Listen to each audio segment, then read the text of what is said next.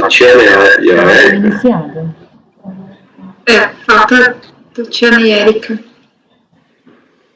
Desculpa, eu tô aqui. Pensei que eu tava com a câmera aberta. Tá ainda desligada. Gravação iniciada. Gravação iniciada, presidente. Vamos julgar o processo do 122, embargante ao condomínio interessado em fazenda. Teremos sustentação oral. Patrícia pode chamar o patrão. Presidente, a grande diferença da sessão baixa para essa é a quantidade de sustentação oral, é impressionante. Esse mês, periga a gente fazer só sustentações. São 59 sustentações orais.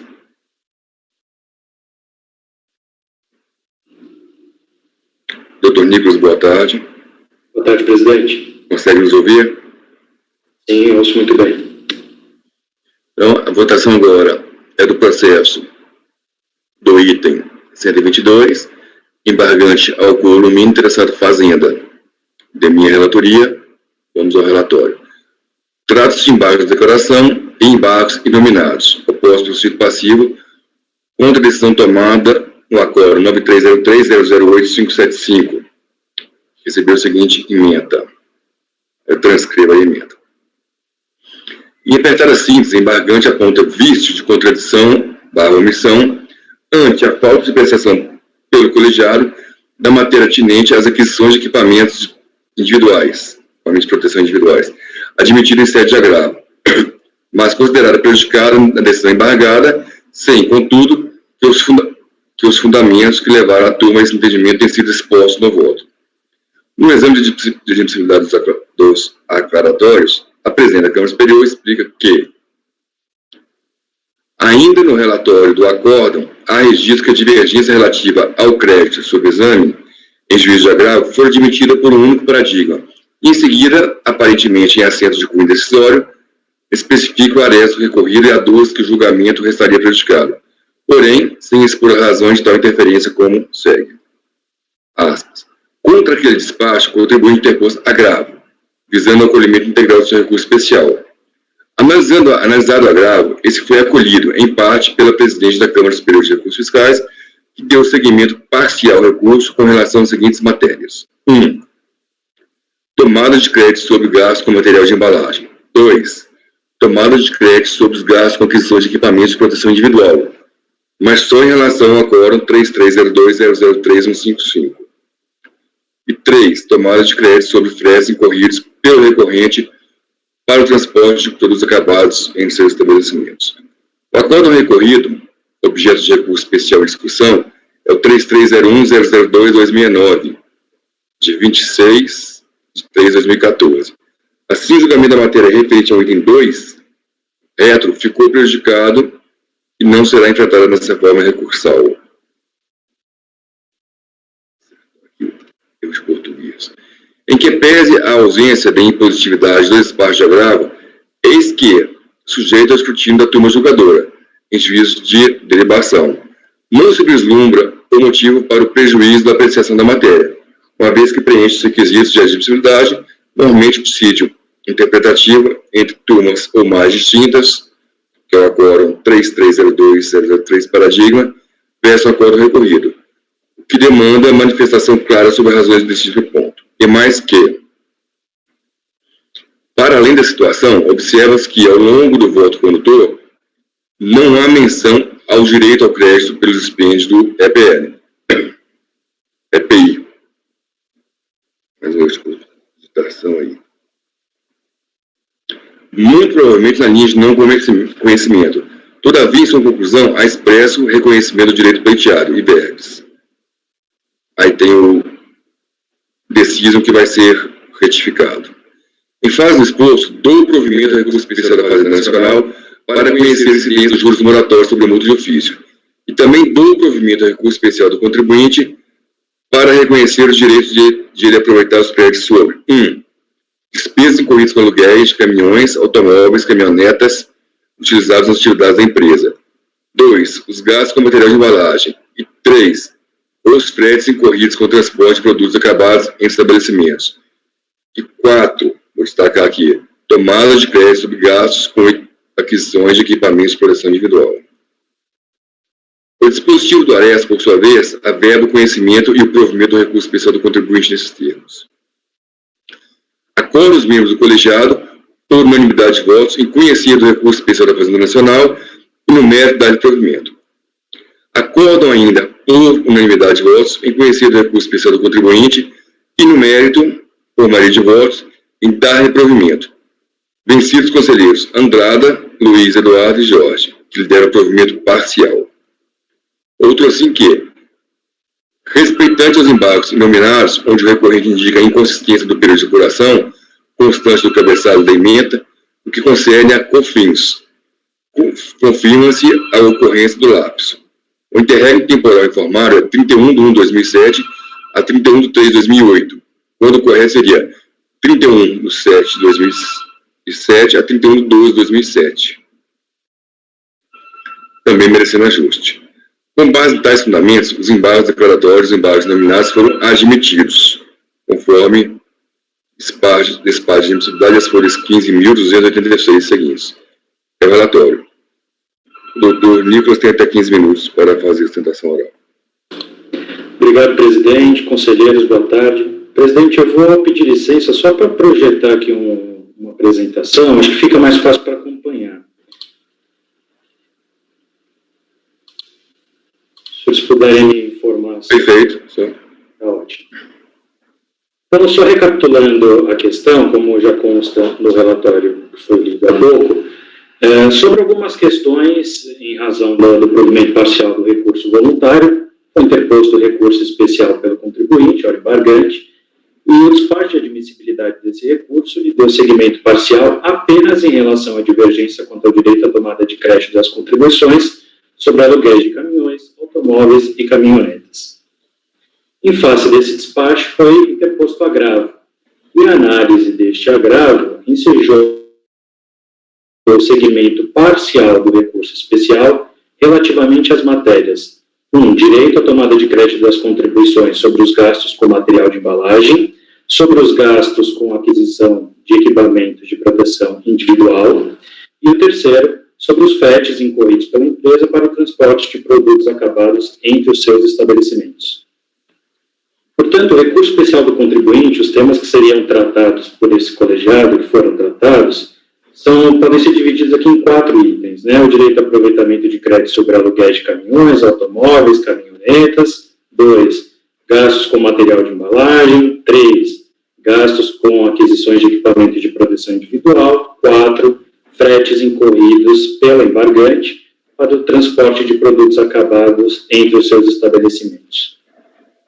O acordo dessa turma é expresso na sua parte dispositiva, conforme o presidente mesmo leu, no sentido de que, por unanimidade de votos, o recurso especial do contribuinte foi conhecido, portanto, os 4 temas foram conhecidos.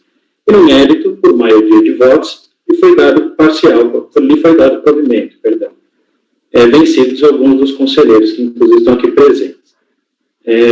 Na sequência, caminhando um pouquinho no relatório do acórdão, consta 2 parágrafos e, a partir deste primeiro momento, é que se observa a contradição.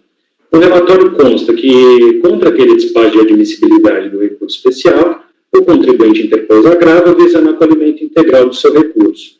Analisado o agravo, este foi acolhido em parte pela presidente da Câmara Superior, que deu seguimento parcial ao recurso em relação às seguintes matérias: os créditos sobre gastos com material de embalagem, sobre os equipamentos de proteção individual e também sobre os fretes incorridos pela empresa para o transporte de produtos acabados. O parágrafo seguinte, no entanto, afirma que o acórdão recorrido, objeto do recurso especial em discussão, 3301-002-269, de 26 de março de 2014, o julgamento da matéria do item 2, que seriam as aquisições de equipamento de proteção individual, ele está prejudicado e não será enfrentado nessa fase recursal.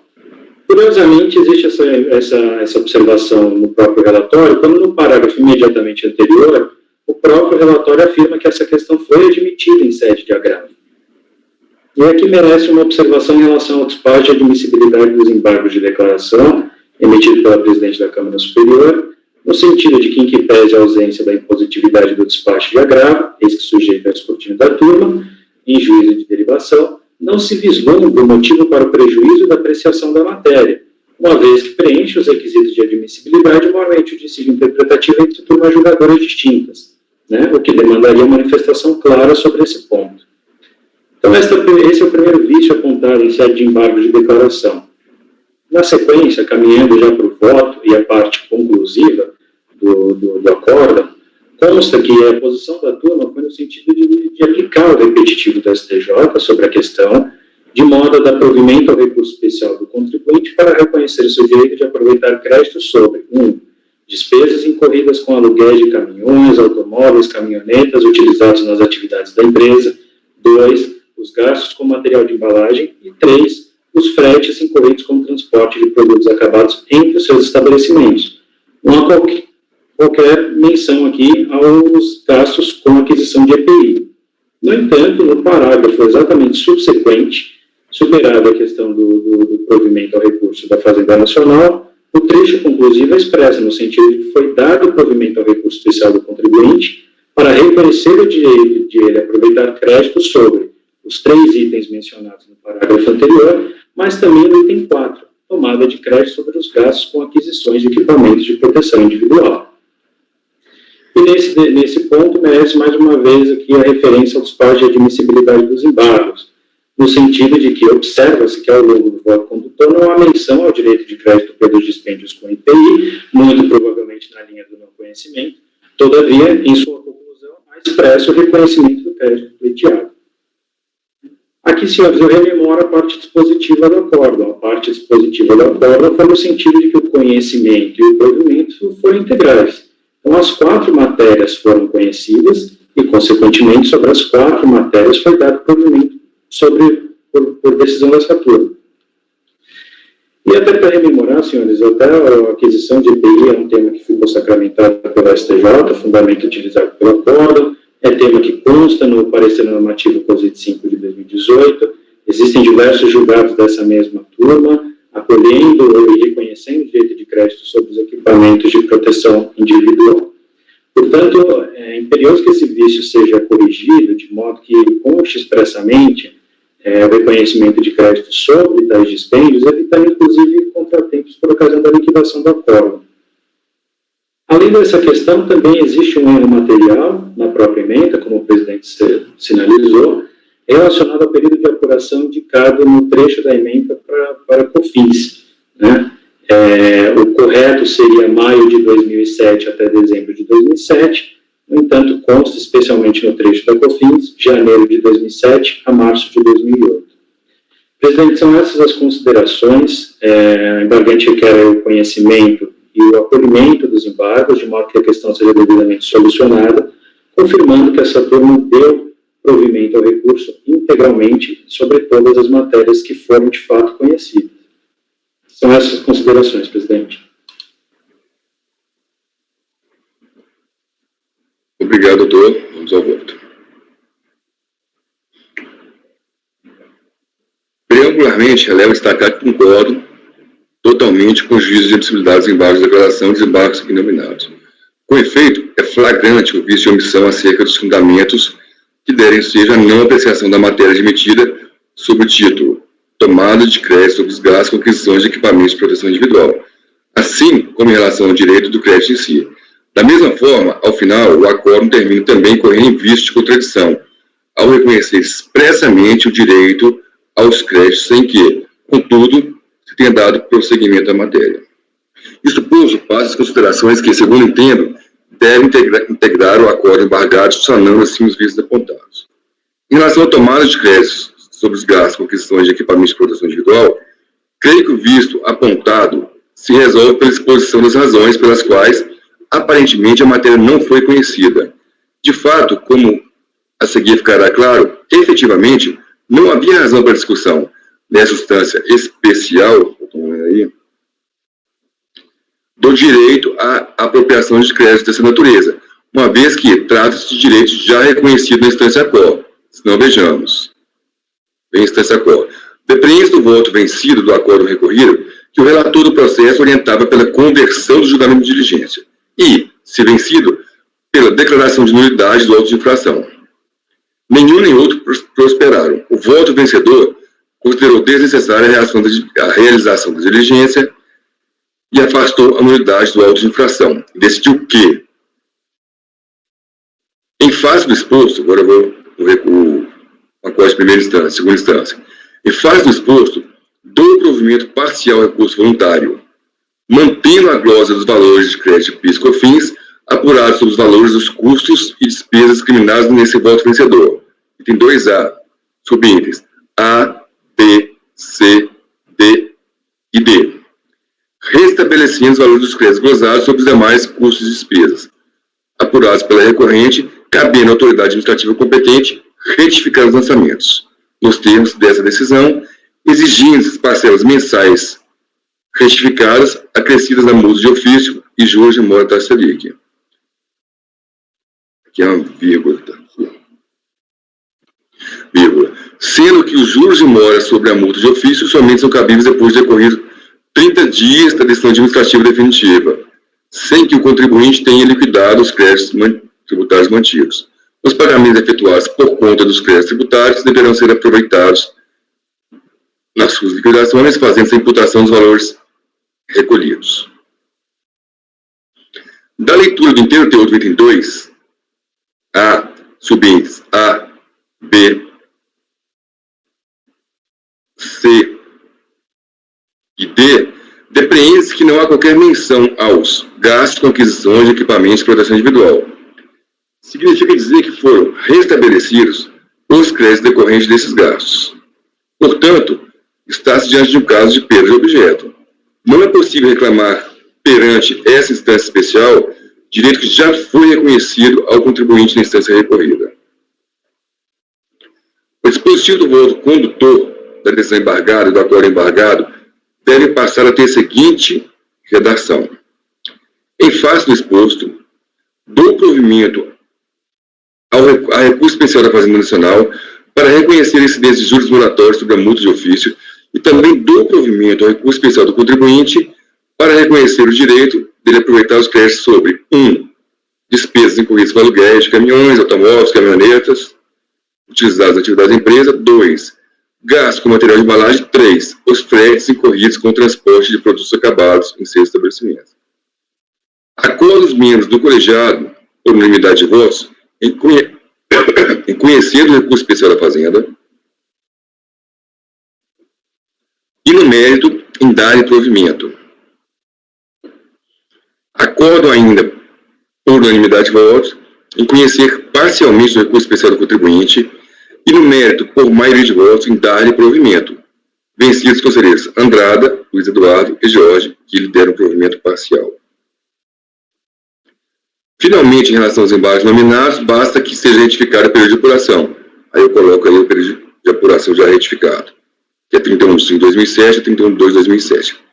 Voto por recolher os declaratórios para retificar a decisão recorrida. Vou prestar aqui 5 infringentes.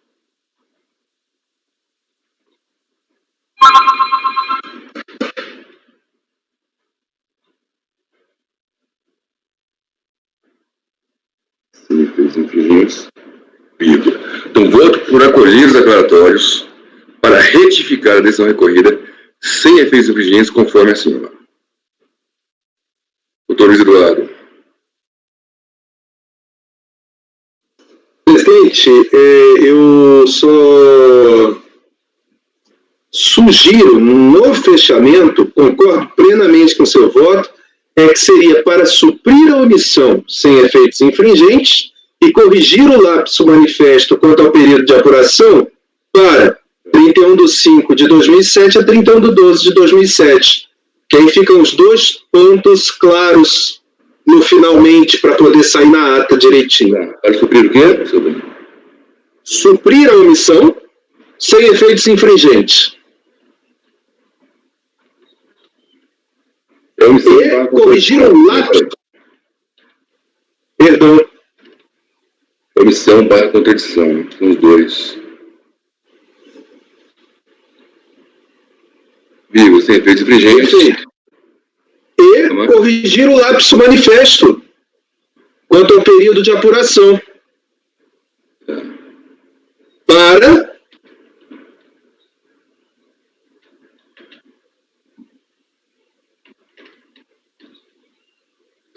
aspas, 31/5/2007 a 31/12/2007.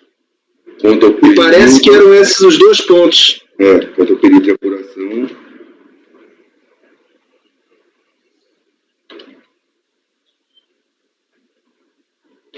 Vou colocar aqui grafado na emenda.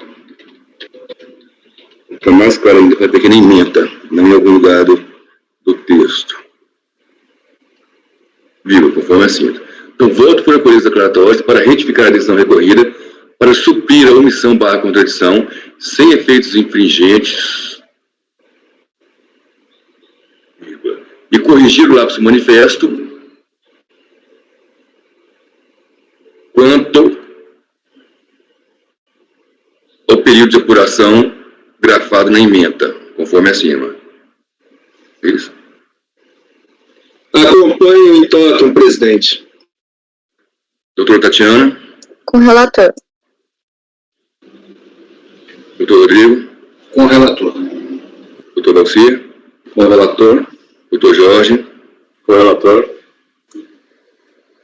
doutora Érica, Com o relator. doutora Vanessa. Acompanho o relator. Então, proclamando o resultado, fica embargos de declaração acolhidos para retificar a decisão recorrida, para suprir omissão, contradição, sem efeitos infringentes, e corrigir o lapso manifesto quanto ao período de apuração grafado na ementa, conforme acima. Obrigado, doutor Nicolas. Boa tarde. Presidente, faltou dizer que é por unanimidade de votos. Por unanimidade de votos. Presidente, obrigado. Conselheiros, obrigado. Boa tarde. Tchau, tchau. Obrigado, boa tarde.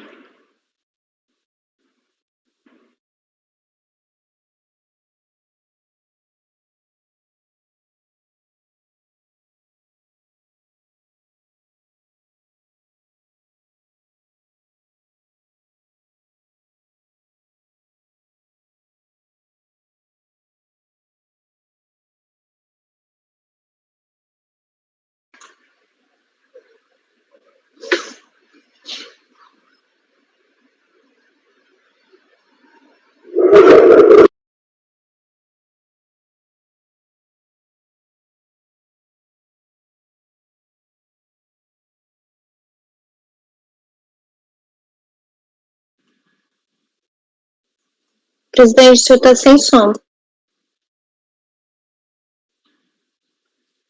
Está verificando até qual item que ia a pauta de hoje à tarde? Até o item 195.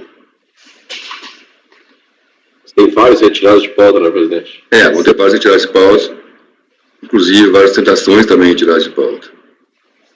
Agora a próxima tem um acompanhamento do item 137, né? O 136 seria o próximo. A doutora Vanessa, a cervejaria Kaiser, vai retirar de pauta. Então tem 137 a 170. Não, tá tranquilo.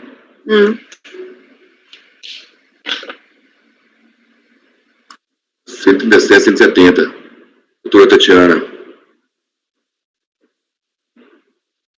Tem que chamar a patrona, né? Patrão. Isso. Lá. Então tem 137. Isso. Então tem 137, recorrente fazenda interessado líder de alimentos do Brasil, acompanhamento.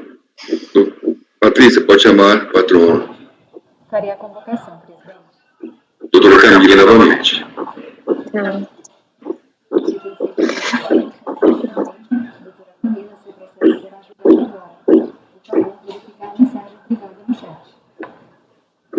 Convocação feita. Boa tarde. Acender aqui a luz, senão vocês não conseguem me ver.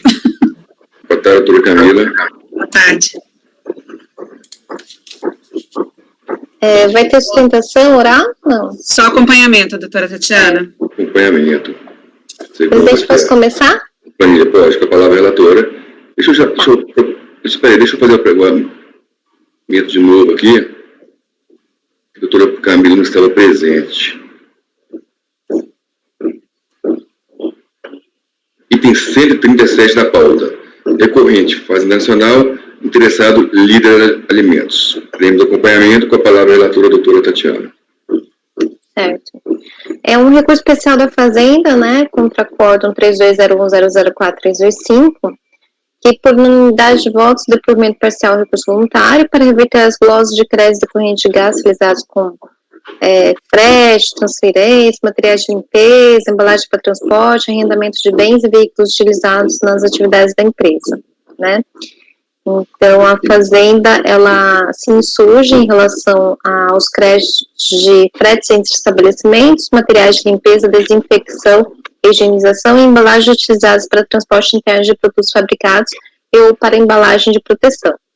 Então, aqui teve vários pontos aqui que o sujeito passivo embargou, né, alegando omissão, foi dado seguimento aqui parcial ao recurso deposto pela Fazenda, né, somente para a parte do conceito de insumos, créditos referentes a materiais de limpeza, desinfecção e higienização, créditos referentes a embalagens, contra-razões foram apresentadas pelo sujeito passivo, que trouxe a nota 100, né, da PGFN, insatisfeita também, ela interpôs recurso especial, só que o recurso especial não foi conhecido, né, os embargos de declaração que ela tinha oposto também foram rejeitados, e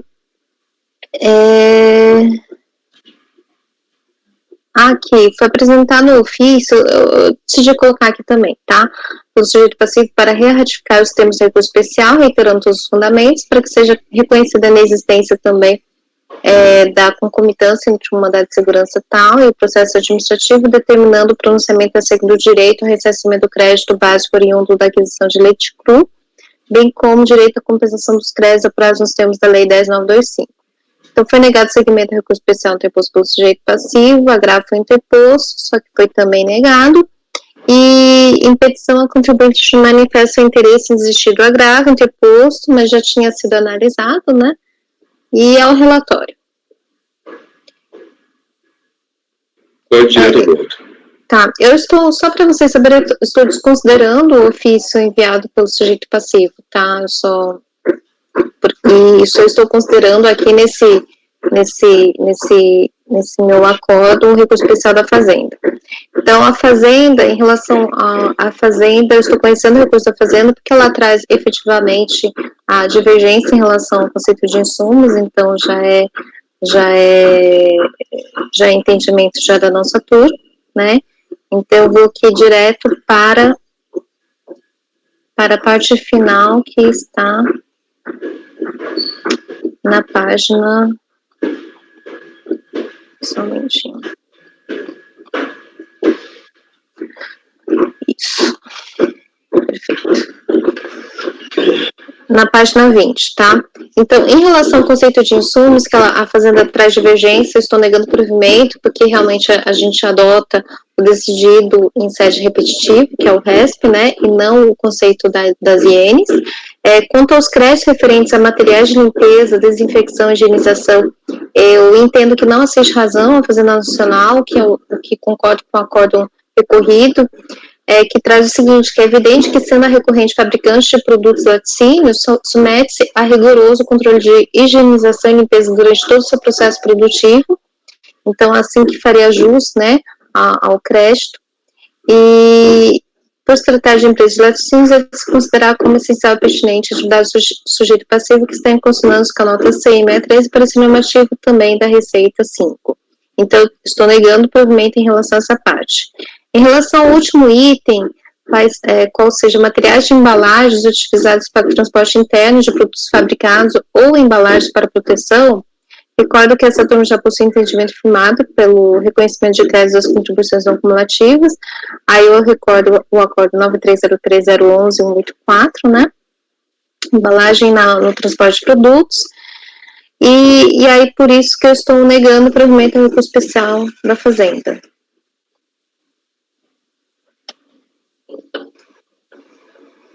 Doutor Luiz. Então, acompanhe, presidente. Doutor Rodrigo Mineiro. Eu gostaria de um esclarecimento aqui. Esse não foi discutido em momento algum, que eu estou vendo que a questão do crédito sobre embalagem aqui está sendo dado de forma genérica. Isso é embalagem para transporte. Doutor Rodrigo, posso fazer um esclarecimento de fato? Sim. Doutor Rodrigo Poças, obrigada. Doutor Rodrigo Mineiro, que agora a gente vai ter que falar sobre os sobrenomes. O esclarecimento de fato que eu vou fazer é o seguinte: isso aqui é uma empresa que produz produtos de lácteos. Então, são caixas de leites que são necessárias. Isso foi levado em consideração quando do julgamento do acórdão recorrido. Apesar de não constar, porque isso é uma jurisprudência mais pacificada em relação a esse tipo de natureza de empresa, essa é a natureza e é por isso que foi dado o direito ao crédito. Perfeito, obrigado. Não sei se ajudou. Ajudou sim. Eu só pediria, então, à relatora para fazer exatamente esse destaque, como eu falei, se eu não me engano, ontem, no acórdão anterior que a gente tratou, porque não seriam todas as embalagens de transporte. Pelo que está aqui, me induziu a um possível erro. Mas nesse caso específico eu entendi bem que faz parte o produto lácteo precisa disso. Mas eu vou colocar assim, porque eu coloquei assim, né, doutor Rodrigo? Embalagens utilizadas para transporte interno de produtos fabricados, embalagens para proteção, né? Então eu vou colocar assim, vou enfatizar a questão da proteção, né, da mercadoria. É que a questão é a natureza do produto, né? Tem referência a produto alimentício. Da mercadoria que se trata de produtos alimentícios. Eu estou estudando a palavra. Com essas considerações, eu acompanho a relatora. Com essas alterações que ela vai processar, eu acompanho a relatora. Eu peço, inclusive, doutora Tatiana, na emenda, por gentileza. Eu já estou fazendo a emenda. Ótimo, obrigado. Então, eu acompanho, presidente. Porque embalagem é caso a caso, né?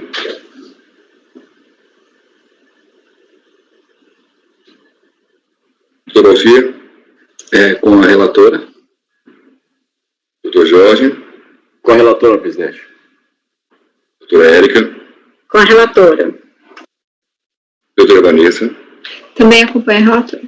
Também acompanha. Então, por unanimidade de votos, negou-se provimento a recurso especial interposto pela Fazenda. Isso é o item 137. Resultados se repetem no item 138, 139, 140, 141, 142, 143, 144, 145, 146, 147, 148, 149, 150, 151, 152, 153, 154, 155, 156, 157, 158, 159, 160, 161, 162, 163, 164, 165, 166, 167, 168, 169, 170. Uhul. E todos da Fazenda, presidente, tá certo.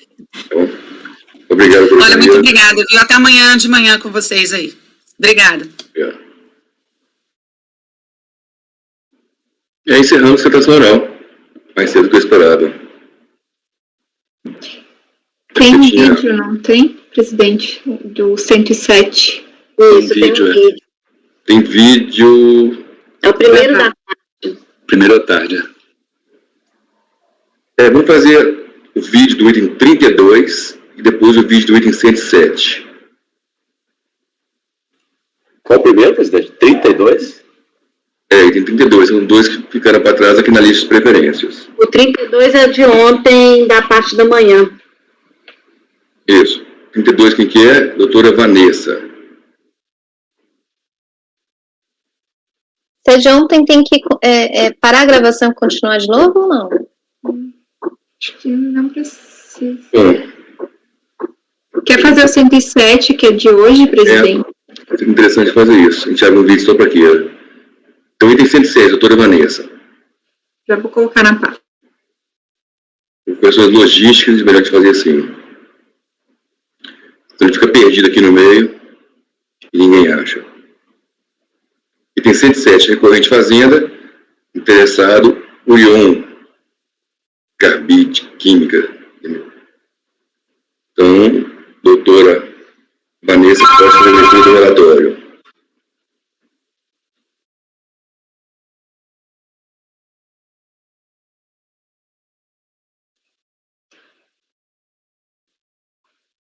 Todos conseguiram abrir?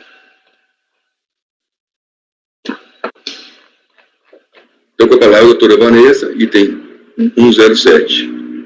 Eu já faço a leitura do relatório, depois a gente coloca o vídeo, depois o voto. Tá ótimo.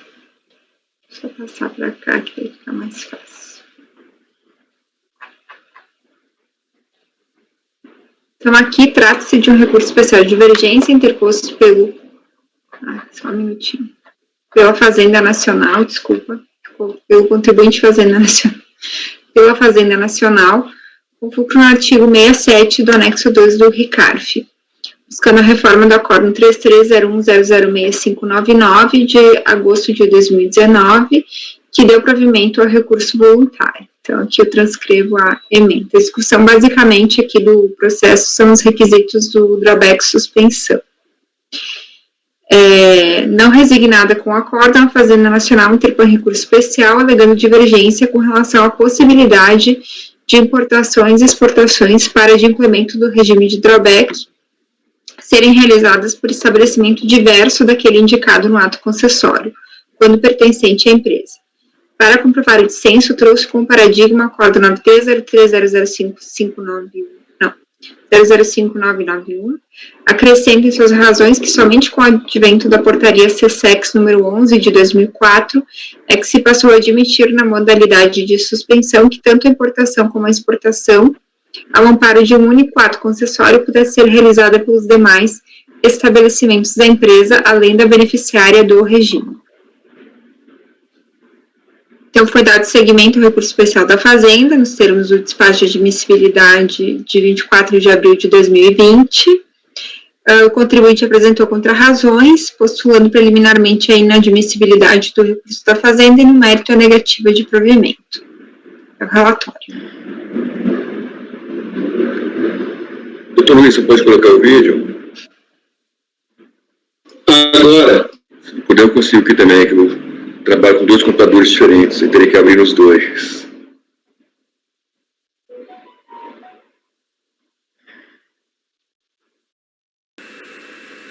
Ilustríssimos jogadores da terceira turma desta Igreja Câmara Superior de Recursos Fiscais, eu sou a Gabriela de Oliveira Almeida, procuradora de Dow Brasil Indústria e Comércio de Produtos Químicos, sucessora de Union Carbide Química, nos autos do processo administrativo 111 28 005 797 2002-91. O recurso posto a julgamento é o recurso especial da PGFN, o qual é o item número 107 da pauta.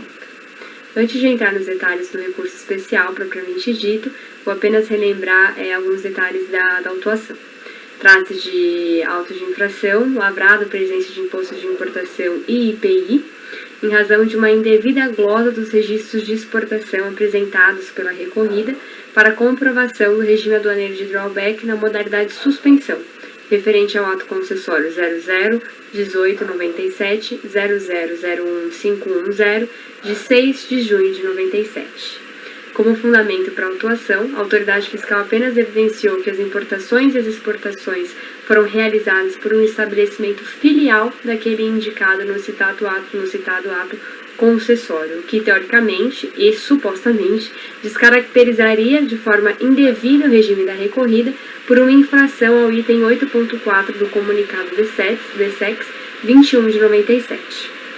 Como a exigência não merecia prosperar, a recorrida apresentou sua defesa administrativa, demonstrou a ilegalidade da exigência, porque, ainda que ela supostamente tivesse infringido o item 8.4 do comunicado DSEX 21 de 97, o ato concessório em questão ele foi emitido em 5 de junho de 97, ou seja, em data anterior à vigência da redação normativa transcrita pela autoridade fiscal, a qual teve vigência em 4 de agosto de 98, quando incorporada da edição do comunicado DSEX 16 de 98, ou seja, a legislação utilizada, pautada e que teoricamente a recorrida infringiu, ela não existia à época da concessão do pedido no ato concessório em questão.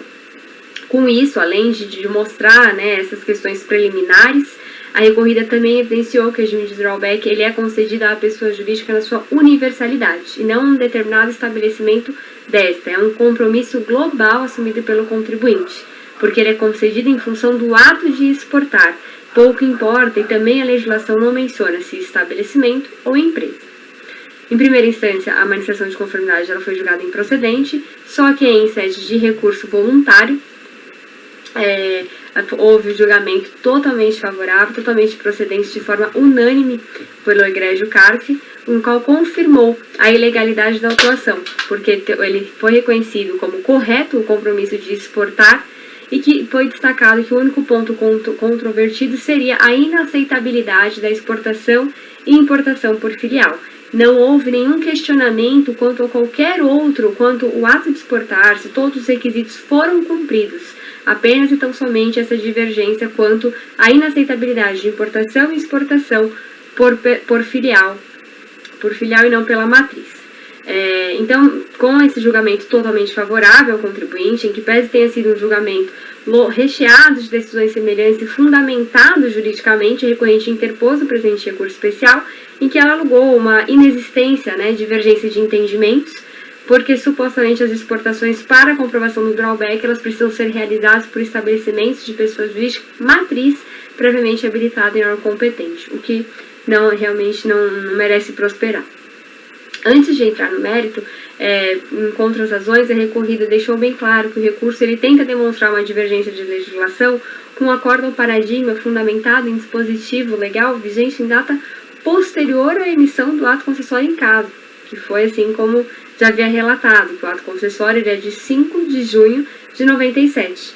Então, há uma tentativa de fazer crer que uma legislação posterior aos fatos possa ser aplicada de forma retroativa, o que fere os princípios básicos da retroatividade e todas as leis de introdução ao direito brasileiro. Além disso, a recorrente ela tenta utilizar algumas decisões que são pautadas com outros erros do contribuinte no compromisso de exportar, e não tão somente a exportação por uma filial.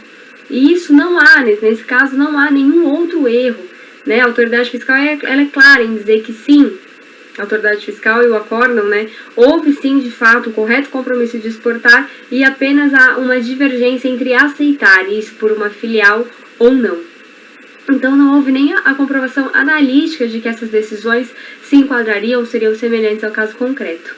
Por isso, em contra as razões, foi dito em preliminar que esse recurso ele não merece conhecimento, porque ele tem ausência de divergência de legislação, ele não contém uma comparação analítica entre a decisão recorrida e os acordos utilizados como paradigmas, e também porque ele exige um reexame fático do caso, que não é possível nessa fase processual.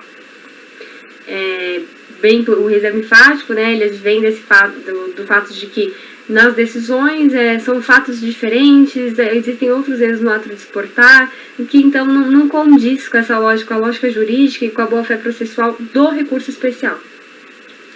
Porque, mais uma vez, o acordo ele é claro em dizer que o ponto controverso é a inaceitabilidade da importação e exportação por filial.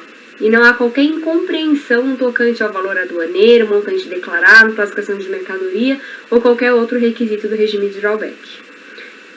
Também foi demonstrado em sede de contra-razões que o entendimento do CARF ele foi pautado por conta da inexistência no regulamento aduaneiro de ressalva quanto ao estabelecimento, se filial ou matriz, indicando que a concessão do regime de drawback ela é para a empresa na sua universalidade, e que o ato apontado pela fiscalização e que está sendo defendido até agora pela recorrente, que é o comunicado DSEX 21 de 23 de julho de 97, ele foi editado posteriormente ao ato concessório em questão, que é de 5 de junho de 97. Então, ilustríssimos julgadores, vejam que os casos eles divergem nos fatos, cronologia, legislação, e não há como aceitar essa indicação de paradigma para que eles tenham o conhecimento desse recurso especial e para que seu mérito seja analisado. Então, seja na esfera, também foi ressaltado em sede de contratações que isso é impossível de acontecer na esfera administrativa, por conta de inaceitabilidade, questões de erro formal que não são cabíveis em sede de recurso especial, assim como no administrativo ou no judicial. Não é permitido esse exame de fatos, de provas, então, bem por isso, o recurso especial ele não merece conhecimento.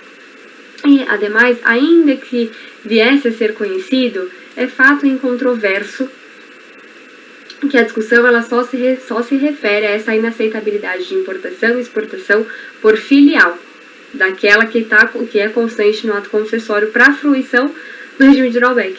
e que a autoridade fiscal ela aceitou o valor aduaneiro, montante declarado, classificação, tudo certinho.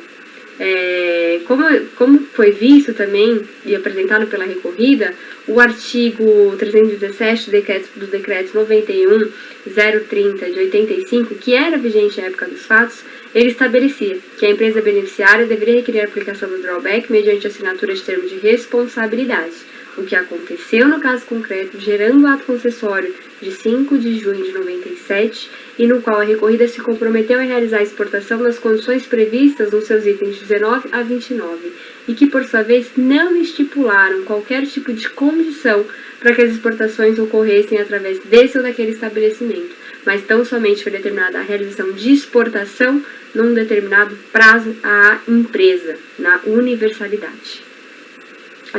Além disso, nesse decreto, que também era vigente à época dos fatos, em qualquer outra norma complementar, não havia nenhuma estipulação ou diferenciação quanto ao estabelecimento matriz ou filial, de forma que não há qualquer fundamento para que isso constasse no ato concessório, bem como para que fosse aplicado de uma forma posterior. Então, é evidente que decorre de toda essa atuação, de todas as fases do processo, que não há nenhuma alegação de não compromisso do compromisso de exportar, dos compromissos previstos no ato concessório, e somente a indicação de que a importação foi realizada por estabelecimento filial, o que não gera, não tem condão para gerar a exigência fiscal ora debatida, porque não era obrigação, não era legislação aplicável ao caso, a legislação sequer existia, então não há fundamento para que isso prevaleça no presente caso. Então, acho que é isso. Acho que, mais uma vez, só para ressaltar que a autuação é totalmente ilegal, né, na medida que o ato concessório em questão ele foi emitido em 5 de junho de 97, que o item 84, supostamente infringido pela recorrida, que previa essa necessidade de indicação do CNPJ, ele foi somente incorporado ao comunicado DSEX em 4 de agosto de 98, de uma forma que não há como retroceder a legislação para que ela seja aplicada. A decisão, ela demonstra que é impossível sim estar diante dessa infração, porque ele sequer existe a época do pedido de concessão, do pedido do ato concessório, então é impossível infringir a legislação que está sendo supostamente defendida pela recorrente. E mais uma vez é só para concluir que, ainda que assim não fosse, a indicação do estabelecimento da pessoa jurídica quando se pleiteia os regimes de drawback, ela é correta, porque ela é um compromisso global, não é por uma matriz ou por uma filial, ela é global, ela é para a empresa e não o estabelecimento sede apenas. Então, no âmbito federal, relativamente à importação e exportação, o benefício decorrente do drawback ele é destinado à pessoa jurídica como um todo e não a cada um de seus estabelecimentos. De tal forma, acho que são essas as razões que levam ao julgamento de improcedência, primeiro, de forma preliminar, não conhecimento, mas se não for pelo não conhecimento, pela revisão dessa admissibilidade do recurso especial, pelo não provimento do recurso especial, de forma que deve ser mantido integralmente o acórdão proferido pelo CARF. Obrigada.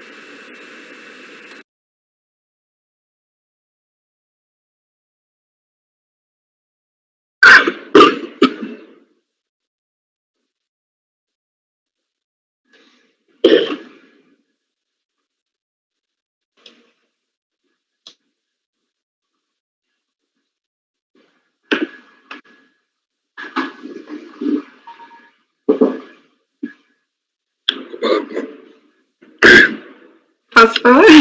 Hematose crônica.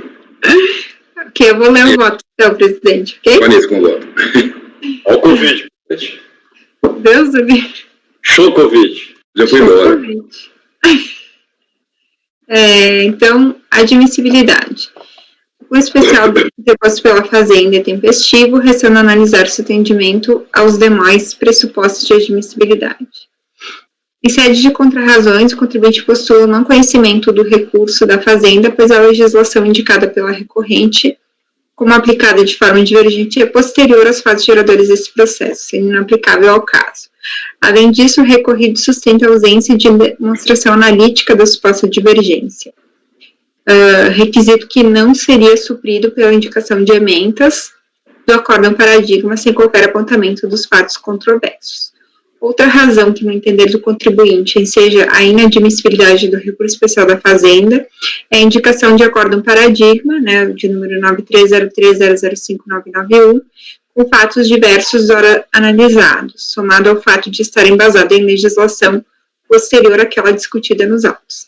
Então, aqui eu achei pertinente transcrever parte das razões trazidas pelo contribuinte em sede de contrarrazões, porque ele menciona essa questão da legislação, o número do ato concessório, como a patrona mencionou na sustentação oral, que foi de 5/6/97, e a portaria de sexo supostamente infringida, a número 21, seria de 23/7/97.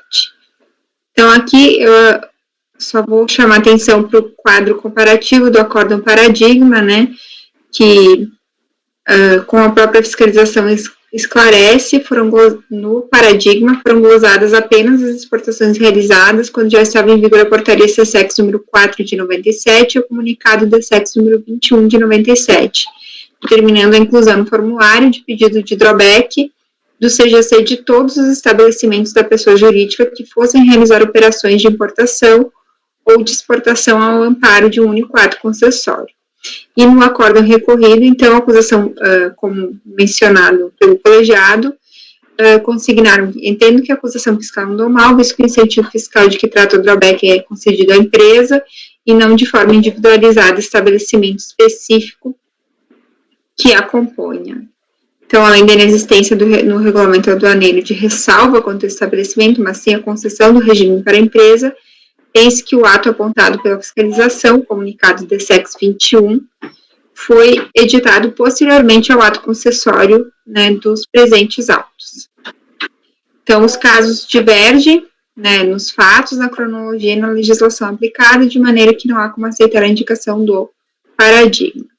Então, no exame de admissibilidade foi dado prosseguimento ao recurso especial da Fazenda por ter se entendido como atendidos os requisitos da comprovação da divergência, com aplicação de mesmo diploma legal de formas dissonantes. Esse é o excerto que reflete o teor do despacho de admissibilidade. Então, aqui no despacho, foi consignado que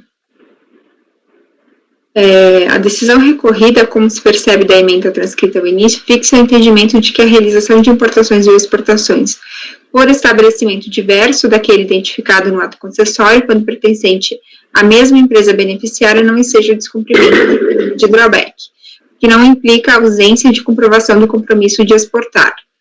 As operações analisadas pelo acórdão recorrido ocorreram em 98, no entanto, ocorreram em 90, o ato concessório foi em 97 e as operações em 98.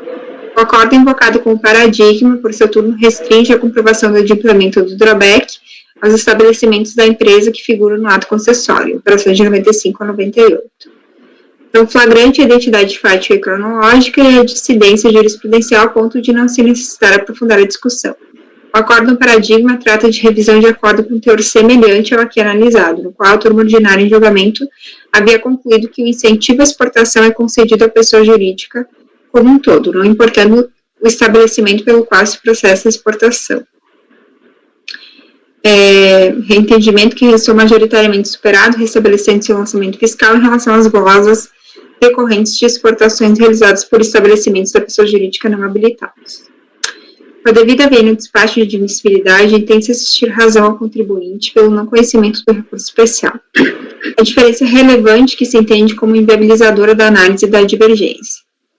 A época da concessão do ato concessório dos presentes autos ainda não estava em vigor o comunicado DSEX número 21, de 11/7/97, que determinava que deveriam ser indicados todos os estabelecimentos da pessoa jurídica que iriam realizar as operações de importação. Não existindo essa obrigatoriedade, não há como se estabelecer a comparação com o caso julgado, para o qual já havia exigência, além disso, descumpriu referida formalidade. Então, eu entendo que nesse caso que nós estamos analisando, a época do ato concessório, não, assim, a legislação falava no termo concedido à empresa o benefício, não havia essa delimitação e essa exigência de que fossem indicados todos os paradigmas, tanto que nas portarias, na legislação posterior, foi incorporada essa disposição de que as filiais da pessoa jurídica podem também realizar importações e exportações baseadas naquele ato concessório. Né? Mas, enfim, aqui é parte do não conhecimento. Não sei se quer botar separado ou passar o mérito, presidente. Botaremos separado. Ok. Doutor Luiz. Presidente, eu fiz uma leitura um pouco diferente da senhora relatora. O que eu percebi do cotejo aos autos e coloco aqui antes do meu voto para discussão? Eu percebi que o recorrido, ele tinha um ato concessório anterior ao comunicado DSEX 21 de 97 e tinha exportações posteriores a esse ato. Situação fática. Agora, no paradigma, que eu verifiquei é que foram analisadas operações de exportação entre 95 e 98. E no paradigma, os lançamentos foram feitos apenas para as exportações posteriores à vigência do comunicado DSEX 21, de 23 de julho de 97. Me pareceu que nós temos a mesma situação fática. Olha, ato concessório anterior, no meio do caminho, comunicado DSEX e a exportação posterior. Aí nós temos que, no acórdão recorrido, o entendimento foi, olha, se o ato concessório anterior não se aplica à restrição do comunicado DSEX. Vai ser mérito. Agora, no paradigma, o paradigma é daqui da Câmara Superior, antes da minha entrada no colegiado, né? Se definiu que se aplicava a restrição do ato DSEX para as exportações. Eu consigo ver uma divergência entre o critério de aplicabilidade do ato DSEX 21, que é de 23 de julho de 97, às exportações, se é necessário que o ato concessório seja anterior ao comunicado, ou se é necessário que se é necessário que o ato concessório seja posterior ao comunicado, ou se basta que a exportação seja posterior ao comunicado. Me pareceu isso ser uma divergência. Situação fática perfeitamente comparável e dois critérios jurídicos. O ato, o comunicado retroage ou ele é ex-link? Eu vi assim, então eu tendo a conhecer. Mas antes eu gostaria de ouvir os meus pares, porque foi muito rápido aqui para poder fazer essas considerações. Presidente, Rodrigo Mineiro, tem a palavra. Presidente, doutor Luiz, relatora, eu concordo com o conselheiro Luiz Eduardo, porque eu entendo que a divergência da posse, os fatos são semelhantes. O acórdão do paradigma, que é de relatoria do conselheiro Andrada, analisou a mesma situação, ato concessório anterior a essa data e exportações posteriores a essa data. Logo, ele fez a consideração que o que importa é a data da exportação para se aperfeiçoar aquela isenção condicionada que tinha. No caso da Câmara Baixa, se eu não me engano, o voto é da Semiramis, da turma do Valcir, em unanimidade, por sinal, considerou que não vale a data da concessão do ato concessório. O contrato firmado, as regras que as partes firmaram, que foi configurado no ato concessório de drawback, quais eram as regras da data? E nesse caso não tinha essa exigência da impossibilidade de exportar por outro estabelecimento. Eu tenho mais algumas outras considerações, só que eu vou fazer na análise do mérito, mas eu entendo, assim como o doutor Luiz Eduardo, que o dissídio perfeitamente configurado, porque foram apreciadas situações semelhantes, ato concessório anterior, exportação posterior. Uma considerou a data do ato concessório, a situação jurídica à época não tinha exigência, e o outro considerou da exportação, logo tinha exigência. Então, só para complementar o que o doutor Luiz Eduardo Então, presidente, voltando ao meu voto, eu, com todas as... Ah, perdão. Está todo mundo esclarecido, então pode continuar o voto. Então, voltando ao meu voto, com todas as vênias, eu abro a divergência para conhecer do recurso.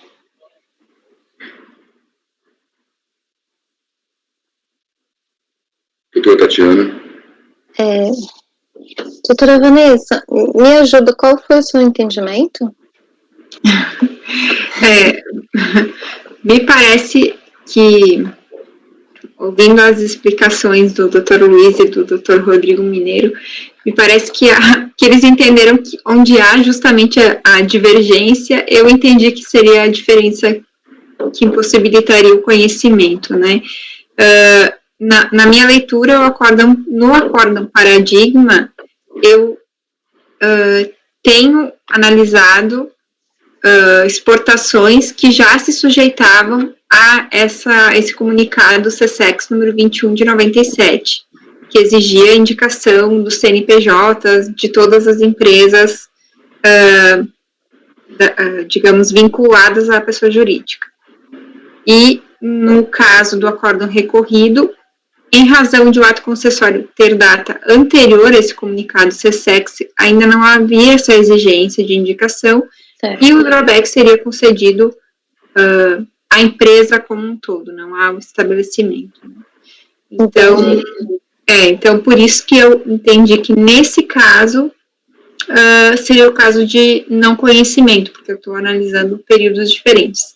No entanto, o Dr. Luiz e o Dr. Rodrigo Mineiro fizeram uma leitura diferente da minha, né? Então, por isso que eles estão, pelo que eu entendi, conhecendo, que eles acham que justamente essa é a divergência. Se eu posso aplicar esse ato DSEX número 21 para, se eu considero a data em que foi realizada a exportação, eu considero a data do ato concessório.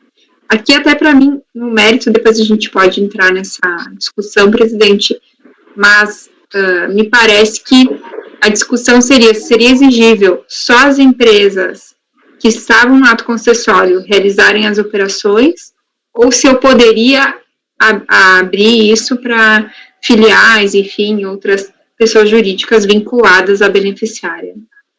Então, esse entendimento está na baixa. Doutor Luiz, quer falar? Essa discussão de entendimento é muito bacana. Eu vou explicar por que eu fiz a leitura de que o ato concessório no paradigma também era anterior. Porque antes das exportações, devemos ter atos concessórios. E no caso do paradigma, as exportações ocorreram entre setembro de 95 e maio de 98, sendo que somente houve lançamento das exportações posteriores a 23 de julho de 97. E aí, eu entendi que o ato era anterior às exportações, que é exatamente o caso do recorrido.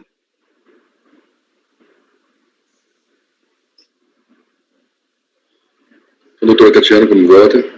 Sim, eu entendi o ponto da doutora Vanessa em relação à obrigatoriedade, né, se havia época ou não, né? Então, eu vou acompanhar a relatora, presidente. Com a devida vênia aos conselheiros, o doutor Luiz e o doutor Rodrigo.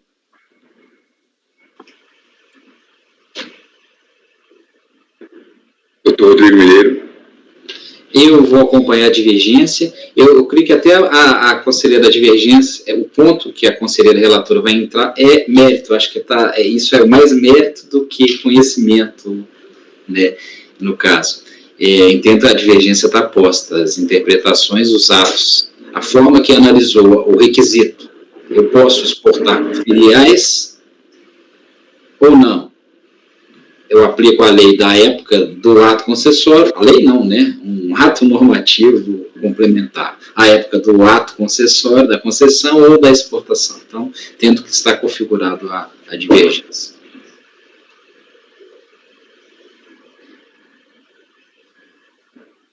Doutor Alcir. Voto com a devida vênia. Doutora Vanessa, voto com a divergência. Doutor Jorge. Com a divergência, presidente. Doutora Érica.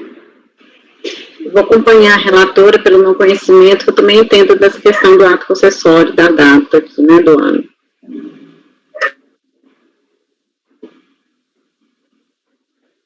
Mas o ato concessório, os dois... Mas só que aqui, ó, são simultâneos, não está em vigor. E a legislação também. A legislação é simultânea e os atos são simultâneos.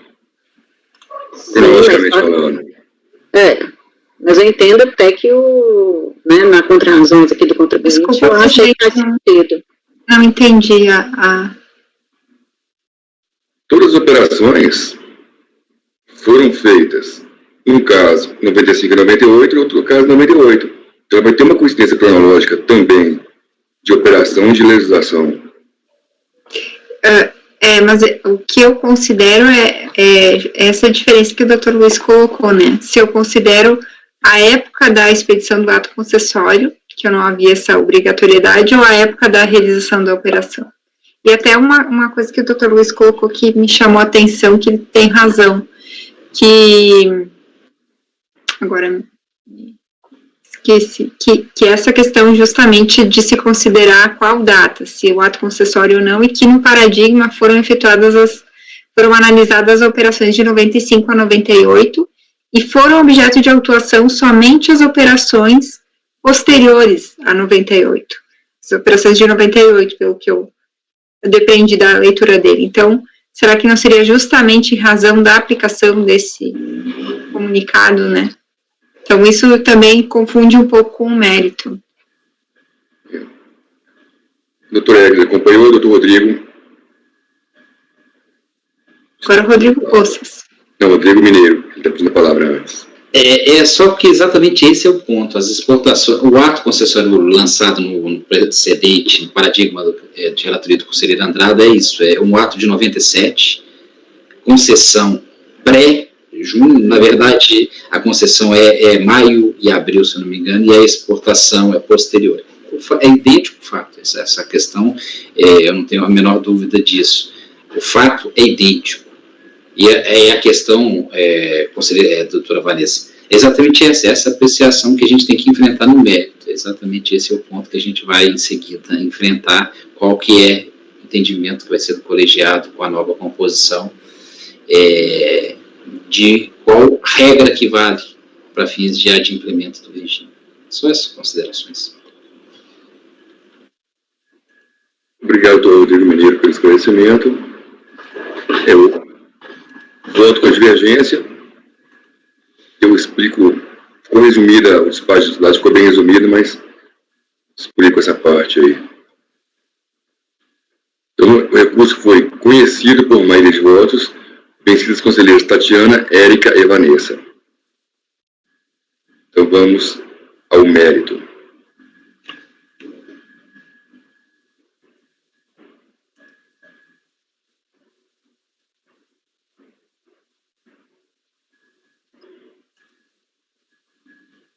Estava anotando aqui, presidente, o resultado. Vanessa, com a palavra. Ok.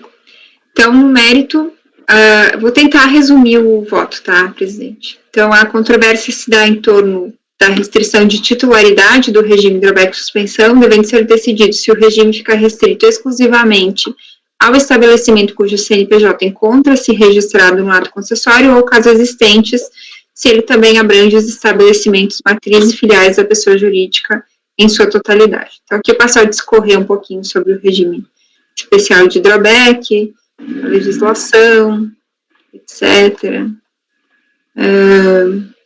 O artigo 317, o meu objetivo aqui foi demonstrar que a legislação sempre fala em concessão do regime para a empresa interessada e não a um estabelecimento específico, né? Aqui, de outro lado, portaria de SEX 24 de 92, também fala da habilitação que o regime aduaneiro poderá ser concedido às importações efetuadas por empresas industriais ou comerciais. Então, deixa eu ver se eu falo da portaria CSEX número 4 de 97, que entrou em vigor posteriormente à concessão do ato concessório em discussão, norma que revogou a portaria DSEX 24 de 92, mas manteve a previsão de que o regime poderá ser concedido à empresa industrial ou comercial. E aí, posteriormente, o comunicado DSEX, então, de 97, que se consubstanciou na consolidação das normas do regime de drawback e manteve a mesma coerência do entendimento, conforme se pode vislumbrar no capítulo 4, né, que as empresas interessadas em operar na modalidade de suspensão e isenção deverão estar habilitadas a operar em comércio exterior, limites e condições estabelecidos na legislação. O regime poderá ser concedido a empresas industriais ou empresas comerciais. Então, há a necessidade de informação do estabelecimento onde se processarão importações e exportações, da mesma forma consta no item 8.4 do comunicado DSEX, né. Aqui os atos normativos que se seguiram posteriormente também mantiveram a mesma lógica. Depois eu vou citar aqui todas as portarias, privilegiando a empresa, a pessoa jurídica e não apenas o estabelecimento específico. Então, dessa forma, eu concluo que o regime de drawback é concedido à empresa, ou seja, a empresa é a beneficiária do regime, não somente os estabelecimentos da empresa devidamente indicados no respectivo ato concessório.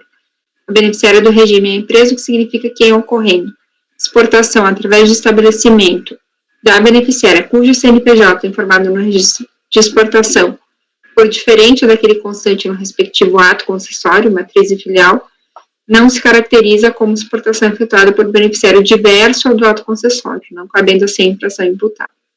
Então, eu estou negando o provimento ao recurso especial da Fazenda e mantendo o entendimento do acórdão recorrido. Então, os debates, doutor Rodrigo Mineiro, pede a palavra. Presidente, é até bom, eu gosto da matéria da drawback, é a minha predileta, eu fiz isso a minha vida inteira, e até estou pesquisando isso no minha tese de doutorado, não só de drawback, né, mas de regimes. E aí é bom que o doutor Luiz Eduardo ontem chegou conversando sobre extrafiscalidade, né, então nós estamos falando aqui de uma norma aduaneira indutora, né, e eu não posso ter uma mudança entendo eu que a gente não pode ter uma mudança de comportamento quanto às duas partes, a união de um lado. Fecha um contrato com o beneficiário a partir de uma norma, um conjunto normativo posto, para induzir um comportamento. Qual comportamento? Industrializar e exportar. Esse é o objetivo do drawback. Quais eram as regras vigentes à época? Eu posso exportar por qualquer estabelecimento, não havia a restrição. Poderia uma norma superveniente alterar essa regra posta, esse contrato firmado? O ato concessório ele tem uma data de início e uma data de término. É um prazo fechado. Entendo eu que não poderia, para aquela situação, para outra sim, mas para essa situação não. Essa indução, eu creio que ela tem que ser sopesada com o outro lado, com a questão da exigência constitucional do controle aduaneiro, do 237 da Constituição. Em que isso prejudicaria o controle aduaneiro? O precedente dessa turma no acordo paradigma trazia uma situação divergente. Não foi isso o principal elemento da decisão do conselheiro Andrada. Lá não havia vinculação no Código 8.101. Lá se tratava de exportações do Código 8.000. Aí sim, aí é um problema de regime de controle aduaneiro. Eu tive o cuidado de abrir o processo e verificar aqui os registros de exportação. E me parece que lá está 8.101. Ou seja, está carimbado ali que isso é drawback, mas o outro estabelecimento, porque assim era a regra à época do ato concessório, não a regra da exportação. Evoluindo, tanto isso não violava o controle aduaneiro, que isso foi alterado. A portaria CSEX 25 de 2008, artigo 71, passou a admitir. Além da beneficiária do regime drawback, poderão operar sobre o único ato concessório os demais estabelecimentos da empresa. Então a gente não tem esse problema mais, porque isso não era um problema que merecia essa limitação. Por causa de uma situação de uma empresa ou outra, operacional, um estabelecimento exporta ou não, pode ser feito. Como que eu controlo isso para não perder? Através da questão da vinculação física, que também já teve norma superveniente que superou isso, colocou uma outra situação. Mas a época tinha isso, tinha a exigência da vinculação física. Então, eu tinha uma forma de se controlar e de não se perder. Então, nesse sentido, eu entendo, antecipando, que nós estamos na fase de discussão, que razoável essa colocação da parte do acordo recorrido, o voto da Semiramis, que inclusive citou um voto do Franzé. Né? Acho que a base do voto da Semiramis é um voto do Franzé que também, há algumas décadas, atuava com Drawback. O Franzé tem um artigo na Dialética que ele fala lá atrás da decadência do Drawback, muito interessante, né? Acho que dos anos 2000 e alguma coisa, né? O Franzé, então, foi um dos primeiros a escrever sobre o Drawback também. Então, entendo razoável isso, porque à época dos fatos, a norma indutora, que regrava o Drawback, que induzia aquele comportamento, falou o seguinte: não tinha limitação. Aí o contribuinte entrou lá e assinou o ato concessório. Vou mudar a regra na metade do caminho? Entendo que nesse caso não poderia. Que não há violação ao controle aduaneiro nesse caso. Porque foi identificado que é 8.101 exportação drawback. Então essas são minhas breves considerações, presidente. Todos esclarecidos? Então, em processo de votação, doutor Luiz. No mérito, eu acompanho a relatora, presidente. Doutora Tatiana. Acompanho a relatora, presidente. Doutor Rodrigo. Eu também acompanho o relator, eu acho que o acordo recorrido perfeitamente, acompanho integralmente. Doutor Balcia. Participei da deliberação e a Semiramis foi muito precisa em citar, inclusive, partes, trechos do voto vencido na DRJ do Franzé. Então, voto com a relatora. Doutor Jorge. Acompanho o relator, presidente. Doutora Érica. Eu acompanho o relator e queria dizer que, Rodrigo Mineiro, você vai ensinar a gente muita coisa aqui em aduaneiro. Você acabou de dar uma aula aqui. Muito obrigada pelos esclarecimentos. Eu acompanho a relatora. Doutor Balcia citou aí voto vencido em DRJ, isso é raro.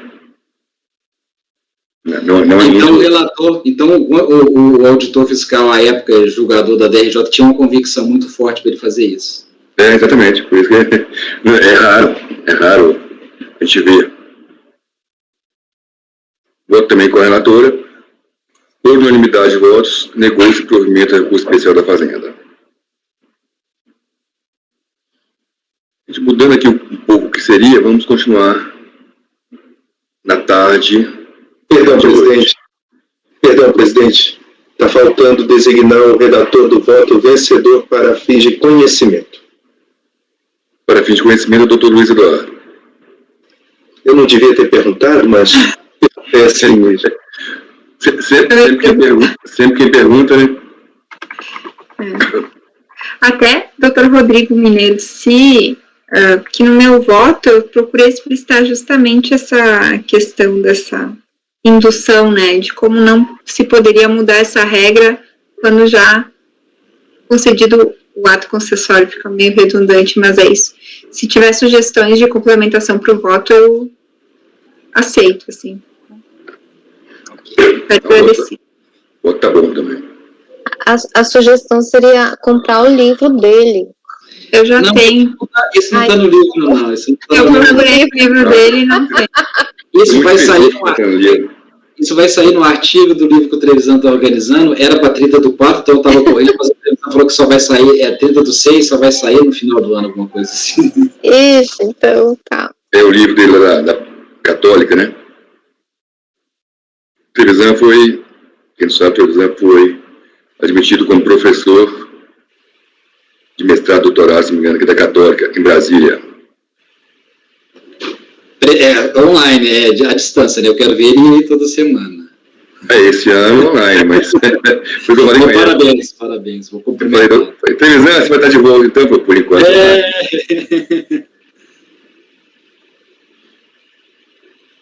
Item 107 foi isso agora, e vamos continuar na pauta da tarde, então, para agilizarmos. Item 108 já foi. 109 de minha relatoria. Vou colocar na pasta que eu não coloquei 109.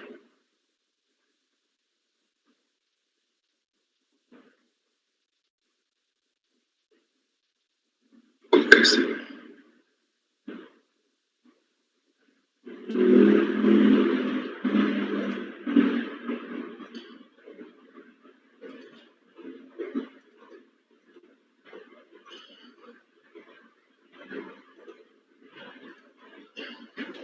Você pode colocar o Rodrigo 112, 113 também, que eles... 112. O 112 eu coloquei, tem outro... perfeito. Coloquei os 4 próximos aí.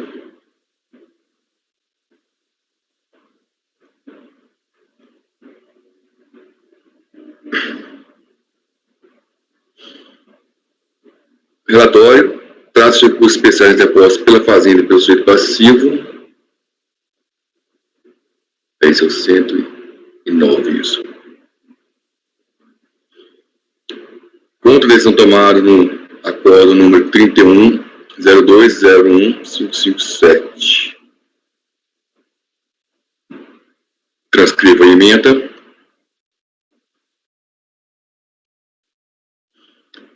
Como fica claro, há no processo 2 decisões administrativas proferidas em segunda instância de julgamento. A primeira apenas declarou nulidade da decisão de piso, determinou que nulidade de jurisdição desse ciência sujeito passivo dos fatos que deram asa à autuação, já que a notificação inicial foi enviada sem descrição dos fatos. Que fosse reaberto prazo para impugnação ou lançamento e proferiram nova decisão. A segunda adentrou o mérito do litígio, declarando especificamente, no que interessa a controvérsia que será a seguir delimitada, a decadência parcial da exigência e a validade do auto de infração. A divergência citada no recurso especial da Fazenda está relacionada ao prazo de decadência do direito que a Fazenda de impor penalidade aduaneira. O recurso foi admitido conforme despacho de admissibilidade. O sujeito passivo apresentou 3 recursos. O primeiro recurso foi dirigido ao Acórdão 31.02.01.557. A recorrência suscitou divergência em relação à declaração de nulidade da decisão de primeira instância de julgamento, tal como decidido no acórdão recorrido. Esclareceu que havia requerido a nulidade do auto de infração e não decisão de primeira instância. O recurso especial não foi admitido conforme a admissibilidade por estais. O segundo e terceiro recursos do contribuinte e solidários suscitaram divergência em relação a diversas matérias decididas no acórdão 34.01.004.351. Após o exame de admissibilidade de agravos, foi dar seguimento parcial apenas ao recurso impetrado. Errado, isso aqui não é impetrado, é interposto. Impetrar é mandado de segurança.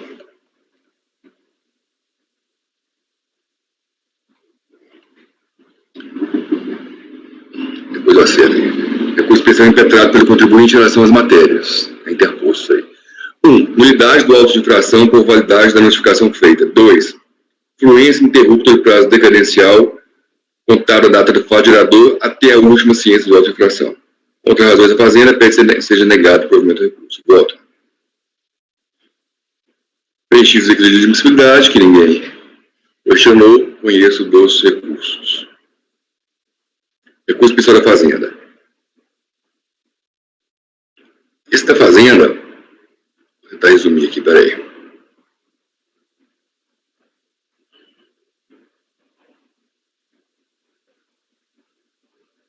Da Fazenda é somente aquela questão da decadência. Aplica-se o 3766 ou 173. Em alguns casos, talvez 150. Que é difícil por ser penalidade. Você pode haver, né, pagamento parcial de penalidade, o pagamento errado. Então, eu estou negando o provimento do recurso da Fazenda e aplicando decadência 3766. Recurso especial do contribuinte. Nulidade do auto de infração por invalidade da notificação de lançamento. Nesse tópico, o contribuinte insurge contra a decisão que declarou nulo o acórdão de primeiro grau.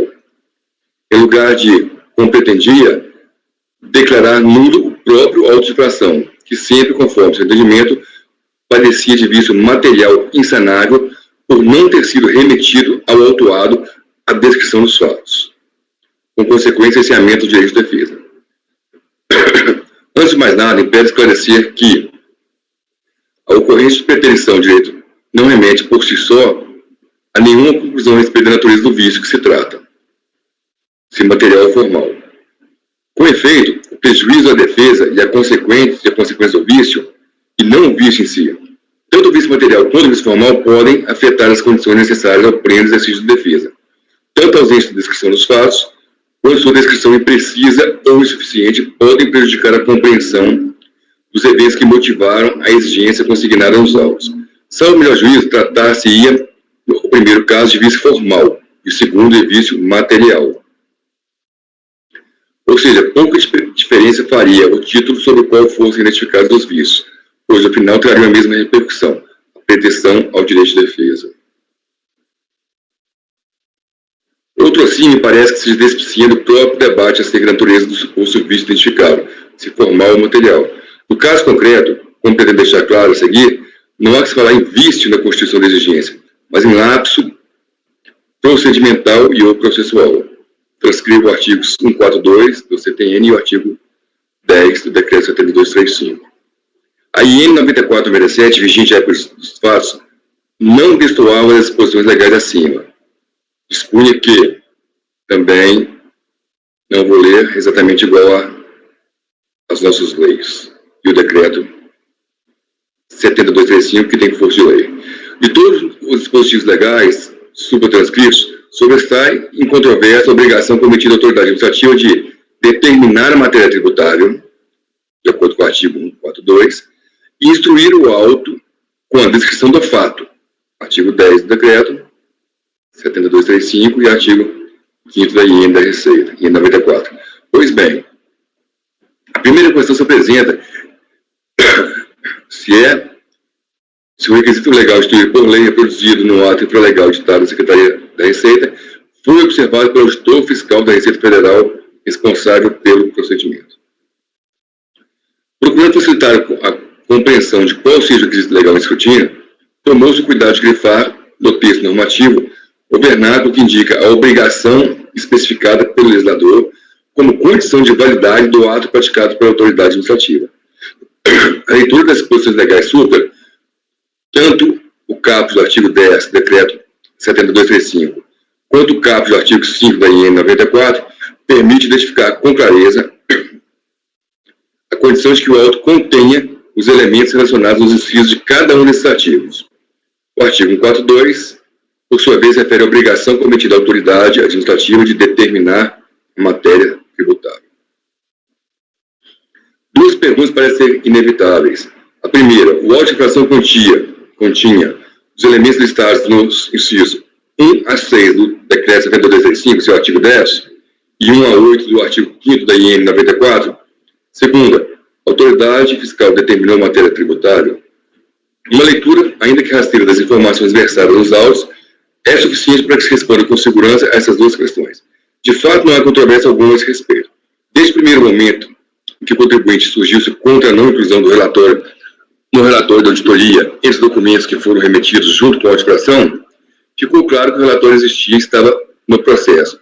Apenas não lhes foi enviado como deveria ter sido. O que denota um problema afeta a publicidade do ato público praticado. Completamente estranha a matéria que a recorrente pretende colocar em discussão, que diz respeito aos elementos que obrigatoriamente devem integrar o instrumento por meio do qual a autoridade administrativa exteriorizava a exigência fiscal, no caso, o auto de infração. A conclusão que se chega é que não se está diante de uma deficiência na formação do instrumento propriamente dito, nem vício formal pela ausência de um dos elementos exigidos em lei, nem vício material pela insuficiência ou imprecisão em seu próprio conteúdo, mas sim de problema ligado à exteriorização do ato praticado. Com efeito, trata-se de um problema processual ou procedimental, e não de um vício da constituição da exigência. À luz desse entendimento, uma vez que a auditoração não padece qualquer espécie de vício, não há que se falar em nulidade do ato. Vamos falar sobre a fluência ininterrupta do fato gerador. Os fundamentos acima declarados aproveitam também segundo a matéria admitida no recurso especial, interposto pelo contribuinte, relacionado à decadência do direito que detém a Fazenda Nacional de constituir o crédito tributário. A decadência, conforme o entendimento recorrente, teria se consumado por força da decretação de nulidade da primeira notificação do auto de infração feita ao sujeito passivo. Os preceitos nos quais baseou-se a solução do tópico anterior, embora não seja de aplicação imediata à solução, por ser retratado nessa segunda divergência, bem servirão na demarcação da linha divisória que separa os requisitos formais e materiais definidos em lei. Os requisitos procedimentais, processuais, que estabelecem prazos, meios, locais, etc.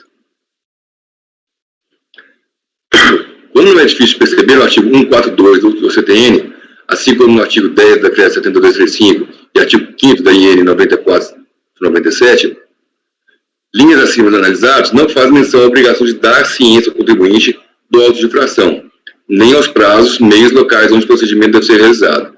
E nem poderia ser diferente. As disposições normativas às quais aqui se faz referência, e como já disse, refere-se aos requisitos legais de observação obrigatória relacionados ao instrumento no qual a exigência está vinculada. Prazos, meios, lugares e outras especificidades não são afetos ao instrumento em si, mas ao procedimento que deve ser observado pela autoridade administrativa. Assim, é que, especificamente sobre intimação, temos o artigo 23.7235. Artigo 23, passe a intimação, parágrafo 2º, considera-se feita a intimação na data da ciência do intimado ou da declaração de quem fizer a intimação, se pessoal. No outro giro, tem-se o disciplinamento do prazo decadencial para a ciência ao interessado da exigência imposta pelo fisco. Como é de saber, seria de 5 anos contado do caso concreto, como já esclarecida a decisão do pleito da Fazenda Nacional, conforme reza o artigo 37 do Decreto-Lei 3766, artigo 753. 753. O direito de propriedade extingue-se em 5 anos contado da data da infração. Pois bem, em face à divisão material que se observa nas disposições legais aplicáveis, e para muito além disso, na própria exegese do seu conteúdo normativo, tal como pretendo ter deixado claro nas considerações precedentes, surge em sofismável conclusão que o ato praticado pela autoridade administrativa para prevenir a decadência do direito exigente do crédito, que, como se viu, não é elemento intrínseco ao instrumento que veicula tal exigência. Também não é, por isso mesmo, afetado pelas imperfeições identificadas nesse instrumento, devendo apenas observar as regras que especificam a condição de validade para a sua prática. De fato, no caso concreto, como sobejamente demonstrado, não há controvérsia em relação à adequação do instrumento às disposições normativas aplicáveis, uma vez que ele contivesse todos os elementos decididos em lei e não se discuta a integridade técnico-jurídica desses elementos. A questão que se apresenta não diz respeito ao auto de infração em si, mas exclusivamente do prazo de decadência do direito à constituição do crédito. Ao contrário dos requisitos intrínsecos ao instrumento, que denotam a preocupação do legislador com aspectos materiais e formais que conferem confiança ao documento que exterioriza a exigência fiscal, os prazos tutelam bem jurídico de natureza diversa. Afeta a segurança jurídica nas relações entre Estado e particular. Para que a segurança seja resguardada, delimitou-se no tempo o alcance da pretensão fiscal do erário, limitando-se a 5 anos a ocorrência do evento tributário que dá ensejo à exigência. Não houve essa limitação e o poder público poderia, deliberada e inesperadamente, lançar-se em empreendimentos arrecadatórios restritos, atingindo fatos perdidos no tempo, dos quais o administrado sequer teria condições de defender. Com base nisso, não é difícil concluir que, no caso concreto, o que é preciso saber é se a administração tomou as providências que lhe cabiam com vista à formulação da exigência dentro do prazo definido pela legislação tributária. A esse respeito, tendo visto os fatos narrados nos autos, me parece estar em controvérsia que esse requisito foi observado. O auto de infração não estava incompleto na data em que o contribuinte foi cientificado, pois o relatório de auditoria já havia sido carregado aos autos. A ciência, por sua vez, também foi dada no prazo legal, embora se tenha olvidado de um documento que, segundo o entendimento, prevaleceu na decisão recorrida, era essencial para a defesa do contribuinte. Constatada a falta, a ciência inicial foi integrada por nova notificação, com reabertura do prazo para impugnação, sem que tivesse ocorrido, portanto, prejuízo ao direito de defesa. Ora, é por demais óbvio que a administração não elaborou em mora e nem desídia. Atendeu a todos os requisitos exigidos em lei para a formulação da exigência, registrando-a dentro do prazo legal. Uma vez constatada a imprecisão na ciência originalmente feita, procedeu a nova intimação, com a devida reabertura do prazo para a prevenção do direito à defesa. E observa-se, tais premissas se aplicam de igual forma quando os agentes encontram-se em polos opostos. Por exemplo, uma vez que a declaração anual do imposto de renda seja entregue dentro do prazo, considerar-se-á atendido o requisito do prazo estabelecido em lei, sem prejuízo do direito de administrado de proceder às retificações posteriores. Voto por negar o provimento do recurso especial da Fazenda e também negar o provimento do recurso do contribuinte. Doutor Luiz? Eu acompanho o relator, presidente. Doutora Tatiana? Presidente, pelo que eu entendi aqui, foi considerado que todos os itens, por exemplo, do artigo 10 do decreto 7235, quando a gente considera o lançamento improcedente, foram pelo menos observados, né? O que não foi observado foi só, um relatório que, por mais que seja essencial para a defesa do contribuinte, não foi acostado, é isso? Ele não foi acostado à primeira intimação. Somente nos autos. Foi acostado aos autos, não foi certificado expressamente ao contribuinte, que teria acesso aos autos. Foi só isso. Desculpa aí, né? Não foi feito. A intimação. Não foi feita intimação pessoal não, intimação, não sei se pessoal, mas na intimação inicial não foi acostada ao relatório fiscal. Tá, mas os itens relativos àquele do artigo 10, né, do decreto 7235... Sim, todos os pressupostos de validade foram colocados. Tá. Tanto a matéria tributável, quanto o artigo 10, quanto o artigo 5º da IN.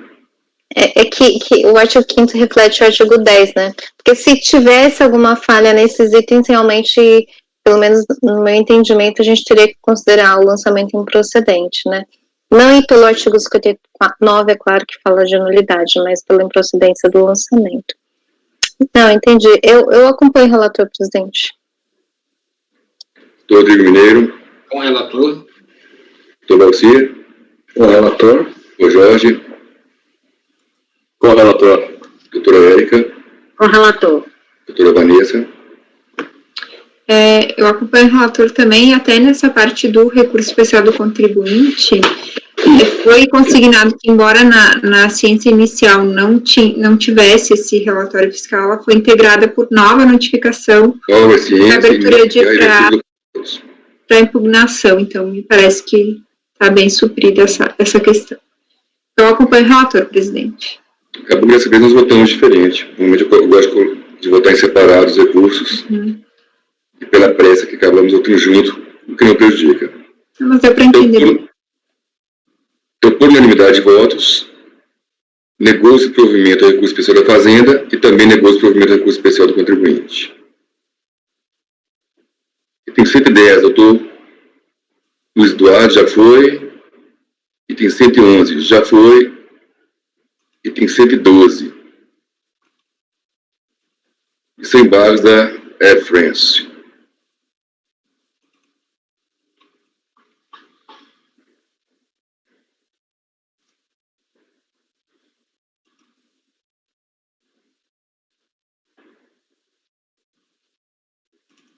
Vocês já passaram inúmeros pela gente aqui. Relatório. Traz recurso... Não, mas aqui está o recurso especial, não estamos embora. Mais uma vez eu coloquei errado aqui. É o seu voto no recurso. Mais uma vez o voto está como se fosse... Eu coloco tudo na mesma pasta. Vou procurar, vou passar para 113 enquanto eu procuro aqui.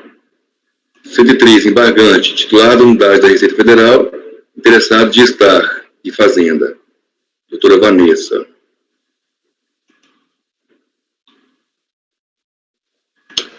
Ok, presidente. Isso vai ser rápido também.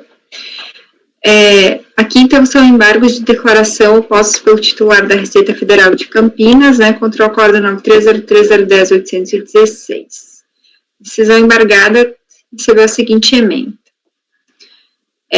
Então, aqui, a ementa reflete que o recurso foi conhecido parcialmente no julgamento e tendo em vista que o enquadramento tarifário da mercadoria em descrição incorreta, imprecisa o suficiente na declaração de importação não constitui infração ao controle administrativo por importação de mercadoria sem licença de importação ou documento equivalente se a mercadoria estiver sujeita a licenciamento automático.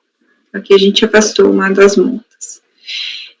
Encaminhados os autos à unidade de origem da Receita para a ciência do sujeito passivo, titular da delegacia opôs embargos alegando a ocorrência dos vícios de inexatidão material e omissão. Conforme sustentado na peça de embargos, a inexatidão material no julgado, pois, adentrando no exame de admissibilidade do recurso especial, o acórdão embargado conheceu parcialmente do apelo, admitindo a discussão tão somente da matéria e ilegalidade da exigência da multa por falta de LI. E, no entanto, no mérito proferiu decisão também quanto ao item não conhecido, determinando o afastamento de penalidade de multa de ofício, incidente sobre a diferença do imposto de importação e do IPI, do artigo 44.1 e 45 da 9430, tendo em vista que não se está diante das hipóteses de ausência de declaração ou de declaração inexata. Então, aqui foi aquela situação em que a gente conhece parcialmente, aí quando vai retirar o mérito, ficou uma parte do mérito da segunda matéria que não foi conhecida. Né? Que eu vou ler esse trechinho que eu destaquei, só porque fica bem claro qual foi a contradição. O acórdão não conheceu da matéria anteriormente admitida pelo despacho de admissibilidade, penalidades de multas de lançamento de ofício, incidentes sobre a diferença do imposto de importação e IPI, exigidas no auto de infração. Cabe ressaltar que essa matéria é multa de ofício, parte da infração da folha 4. Porém, na folha 585, no mérito, além do provimento para a matéria da infração 2, única admitida no acórdão ora embargado, também deu provimento para a infração 1, de forma que sejam afastadas as penalidades da multa de ofício, incidente sobre a diferença do I e do IPI, tendo visto que não se está diante das hipóteses de ausência de declaração ou declaração inexata. Então, nos termos do despacho de 20 de janeiro de 2021, proferido pela presidente da Câmara Superior, os embargos foram admitidos por ter sido constatada a ocorrência do vício de contradição. A leitura do voto condutor do Aresto dá razão embargante onde se verifica aparente contradição, ao conhecer parcialmente do recurso e se pronunciar sobre matéria não conhecida. Então, esse é o relatório. Então, os embargos de declaração... Posso ir ao voto, presidente? Sim. Então, os embargos de declaração opostos pelo titular da delegacia, eles atendem os requisitos de admissibilidade do 65 do anexo 2 do RICARF. No mérito dos aclaratórios, verifica se existir razão embargante. Consoante se verifica do teor do acórdão 9303010816, de relatoria dessa conselheira, o recurso especial de divergência interposto pela contribuinte foi conhecido parcialmente, tão somente quanto a multa por falta de licença de importação. Não teve prosseguimento em insurgência quanto ao afastamento da multa de ofício por aplicação do ADN COSIT 12 de 97, pois não atendido o requisito de comprovação da divergência. Aqui eu transcrevo parte do relatório e do voto do recurso especial, né?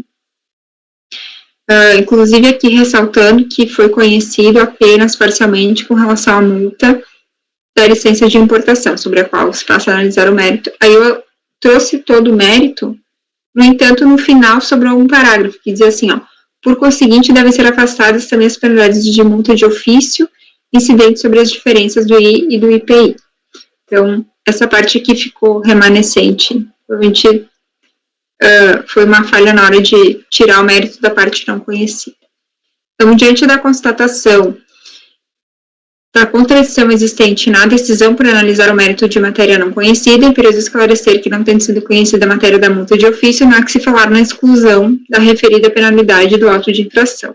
Por essa razão, deve ser suprimida do acórdão, do recurso especial, a análise do mérito de matéria que não teve prosseguimento, a saber, o último parágrafo do voto. Então, considerar suprimido esse parágrafo.